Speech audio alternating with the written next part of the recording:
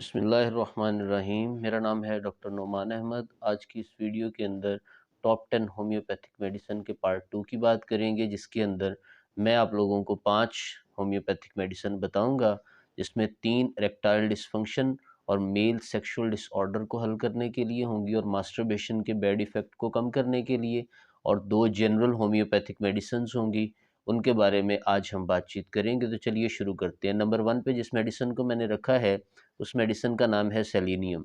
Selenium medicine दोस्तों एक ऐसी मेडिसिन है जो अर्ली डिस्चार्ज के लिए इस्तेमाल होती है और बेख्तियार डिस्चार्ज के लिए इस्तेमाल होती है। अगर पास्ट में मास्टरबेशन की हिस्ट्री हो, एंजाइटी को दूर करने के लिए ज़रा सी अगर मेल पेनिट्रेशन हो जाए इंटरकोर्स करते हुए, तो उससे फौरी डिस्चार्ज हो जाता है। टेस्टोस्टेरोन हार्मोन्स जो हैं वो कम बनते हैं, क्योंकि हमारी बॉडी जो होती है उसके अंदर ऑलमोस्ट जो मसल्स होते हैं उनमें सेलेनियम पाई जाती है। सेलेनियम दोस्तों एक ऐसा मेटल है जो पूरी बॉडी के अंदर एग्जिस्ट करता है और play an important role in selenoprotein function. जो सेलिनोप्रोटीन का फंक्शन होता है, उस फंक्शन को परफॉर्म करने में सेलेनियम एक निहायत ही अहम किरदार अदा करता है। जेनिटल एरिया के अंदर इसके बहुत ज़्यादा इफ़ेक्ट देखे गए हैं। जो जेनिटल पार्ट होता है, इसकी मौजूदगी में जेनिटल पार्ट अच्छे से वर्क कर पाता है। इसके अलावा दोस्तों अगर इंटरकोर्स करते हुए या हमारी बॉडी में थोड़ी सी इरेक्शन होने से, या हमारी जो उज़्व ख़ास है वो जब कपड़े के साथ मस होता है तो उससे हमें फौरी डिस्चार्ज हो जाए, इस जैसे मसाइल को दोस्तों हल करने के लिए हम सेलेनियम का इस्तेमाल करते हैं। सेलेनियम दोस्तों होम्योपैथी में एक बहुत ही अच्छी दवा मानी जाती है। इरेक्टाइल डिसफंक्शन जैसे मसाइल को हल करने के लिए, प्रीमेच्योर एजैकुलेशन को हल करने के लिए, और साथ ही साथ दोस्तों टेस्टोस्टेरोन लेवल को बूस्ट करने के लिए, इंक्रीज़ करने के लिए। इसके अलावा दोस्तों अगर हम इसके एक्शन की बात करें, तो इसका एक्शन मेनली जो हमारा रिप्रोडक्टिव सिस्टम होता है उसके ऊपर होता है। दूसरे नंबर पे इसके एक्शन की बात करें तो स्पर्म काउंट पे इसका एक्शन होता है। अगर हमारा सीमन जो है वो पतला हो चुका है या सीमन के अंदर गाढ़ापन नहीं रहा, उसके गाढ़ेपन को इंक्रीज़ करने के लिए। इसके अलावा दोस्तों अगर पास्ट में मास्टरबेशन की हिस्ट्री है, तो उस हिस्ट्री को मद्देनज़र रखते हुए हम सेलेनियम मेटल का यूज़ करते हैं या सेलेनियम को इस्तेमाल करते हैं। सेलेनियम का दोस्तों एक और फंक्शन हमारे डीएनए पर भी होता है, या यानी हमारी पूरी नस्ल जो होती है वो इसके ऊपर डिपेंडेंट होती है। इसके अलावा दोस्तों जो मेटाबॉलिज्म होता है उसको भी ये मेंटेन करता है।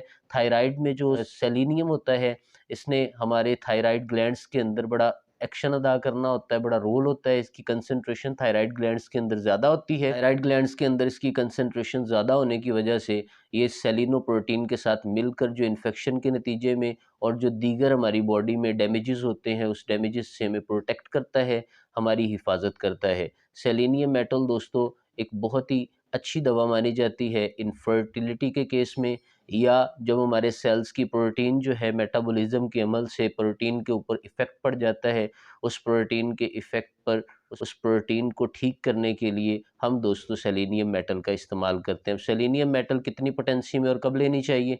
सेलेनियम मेटल दोस्तों हमेशा के लिए 3x पोटेंसी या 6x पोटेंसी में इस मेडिसिन को इस्तेमाल किया जाता है। ये मेडिसिन दोस्तों यूज़ करने का तरीकाकार ये होता है कि इसकी टेबलेट्स होती हैं, वो 6 गोलियाँ दिन में 3 दफ़ा आपने चूसनी होती है, या 1 चम्मच पानी में 6 गोलियाँ एक टाइम हल करके आप उनको इस्तेमाल कर सकते हैं दिन में 3 दफ़ा। इसके अलावा दोस्तों 30 पोटेंसी जो है वो भी मुस्तअमल है, आप उसको भी इस्तेमाल कर सकते हैं 30 सीएच पोटेंसी में, 200 सीएच पोटेंसी में भी यूज़ कर सकते हैं, लेकिन किसी अच्छे सलाहकार होम्योपैथिक मेडिकल डॉक्टर से मशवरा करने के बाद।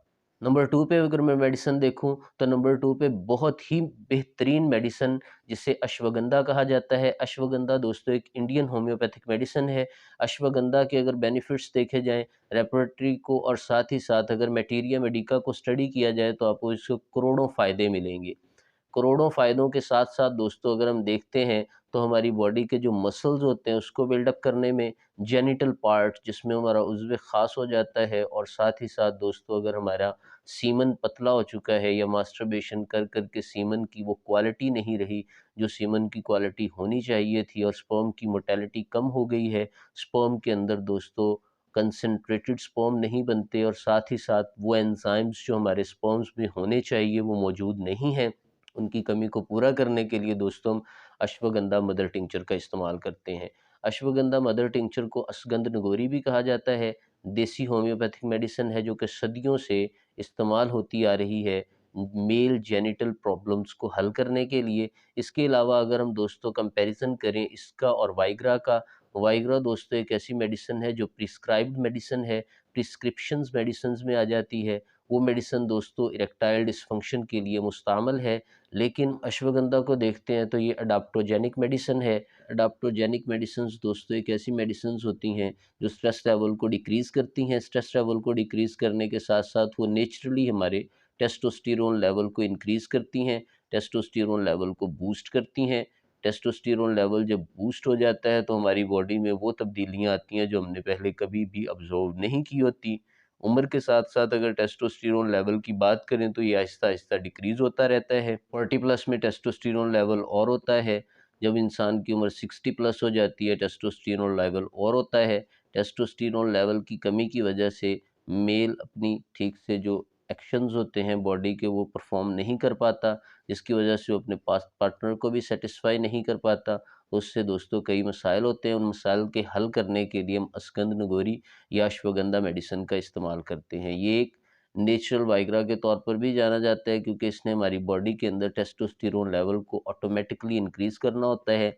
मेल के लिए ये बहुत ही अच्छी दवा होती है। अगर मास्टरबेशन के बैड इफ़ेक्ट्स हैं, मास्टरबेशन के बैड इफ़ेक्ट्स को दूर करने के लिए भी इस मेडिसिन को इस्तेमाल किया जाता है। साथ ही साथ दोस्तों अगर हमारा मादा जो है वो पतला हो चुका है, उस पतले मादे को गाढ़ा करने के लिए भी हम इस मेडिसिन का इस्तेमाल करते हैं। जो नंबर 3 पे मैंने मेडिसिन रखी है उस मेडिसिन का नाम है दोस्तों एज़ार्डी रेक्टा इंडिका। एज़ार्डी रेक्टा इंडिका दोस्तों एक ऐसी मेडिसिन है मदर टिंचर में देखें तो एलोपैथी, होम्योपैथी और दीगर जो तिब्बे यूनानी है उसके अंदर इस दवा को बड़े अच्छे से इस्तेमाल किया जाता है। स्किन के मसाइल को हल करने के लिए ये नीम के पत्तों से तैयार होने वाली एक मेडिसिन है। जितने भी स्किन के मसाइल हैं जैसे फोड़े, फिंसियाँ हो गए, एक्जिमा हो गया, फेस के ऊपर पिंपल्स आ गए या दीगर खून को साफ़ करने के लिए हम इस मेडिसिन को इस्तेमाल करते हैं। ये मेडिसिन दोस्तों नेचुरल प्यूरीफायर है, जिसे ब्लड प्यूरीफायर के तौर पर भी जाना जाता है। बाज़ बच्चे ऐसे होते हैं दोस्तों उन्हें गुड़ खाने से, मीठा खाने से उनके जिस्म पे फोड़े फुंसियाँ निकल आते हैं। उन फोड़े फिंसियों, पित्त के दानों को और गर्मी से जो दाने वगैरह निकलते हैं या स्किन अगर जल गई है, वो इन्फेक्शन ठीक नहीं हो रहा, उसको ठीक करने के लिए भी इसे इस्तेमाल करते हैं। इसके अलावा दोस्तों अगर हमारी बॉडी में फंगल इन्फेक्शन हो गया है, हमारी अंतड़ियों के अंदर ज़ख्म हो गया है, हमारे मैदे के अंदर ज़ख्म हो चुके हैं, हमारे मैदे में अल्सर हो चुका है या हमारी बॉडी के अंदर कहीं पर भी बैक्टीरियल या वायरल अटैक हो चुका है, फंगस अटैक हो चुका है, तो उस बैक्टीरियल, वायरल और फंगल अटैक को ठीक करने के लिए दोस्तों इस मेडिसिन को इस्तेमाल करते हैं। इसके अलावा दोस्तों अगर शुगर के पेशेंट्स को देखे जाए तो ये बहुत ही कड़वी मेडिसिन होती है जो कि शुगर के पेशेंट्स भी इस्तेमाल कर सकते हैं। जितनी भी कड़वी चीज़ें होती हैं वो शुगर के पेशेंट को फ़ायदा पहुँचाती हैं।